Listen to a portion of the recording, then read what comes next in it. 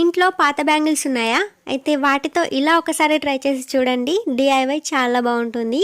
కొన్ని బ్యాంగిల్స్ తీసుకొని వాటిని 2 పార్ట్స్గా పగలగొట్టుకోవాలన్నమాట. వీడియోలో చూపించిన విధంగా 2 పార్ట్స్ చేసుకోండి, బట్ కొంచెం జాగ్రత్తగా చేసుకోండి. ఇప్పుడు ఏదైనా ఒక దీపం కానీ ఆర్ లైటర్ కానీ తీసుకొని ఈ విధంగా హీట్ చేసుకోవాలి.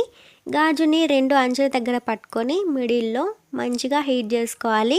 కొంచెం టైం పడుతుంది, బట్ మెల్లగా ఓపికగా చేసుకుంటేనే కదా అవుట్పుట్ చాలా బాగుంటుంది. ఈ విధంగా గాజునైతే ఫోల్డ్ చేసుకుంటే చాలా ఈజీగా ఇలా వస్తాయి. వీటిని ఒకదానితో ఒకటి లింక్ చేసుకుంటూనే హీట్ చేసుకోవాలి. నేనైతే ఎడ్జెస్లో రెడ్ బ్యాంగిల్తో లింక్ చేసుకున్నాను, చూడ్డానికి బాగుంటుందని.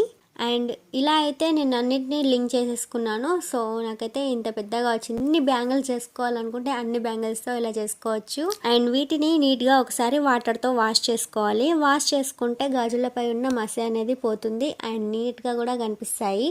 సో ఈ విధంగా వాటర్తో అయితే నీట్గా వాష్ చేసుకోవాలి. మనం ఎన్ని బ్యాంగిల్స్తో చేసుకున్నామో అన్ని బ్యాంగిల్స్ని నీట్గా వాష్ చేసుకుంటేనే అవి చూడడానికి చాలా బాగా కనిపిస్తాయి అన్నమాట.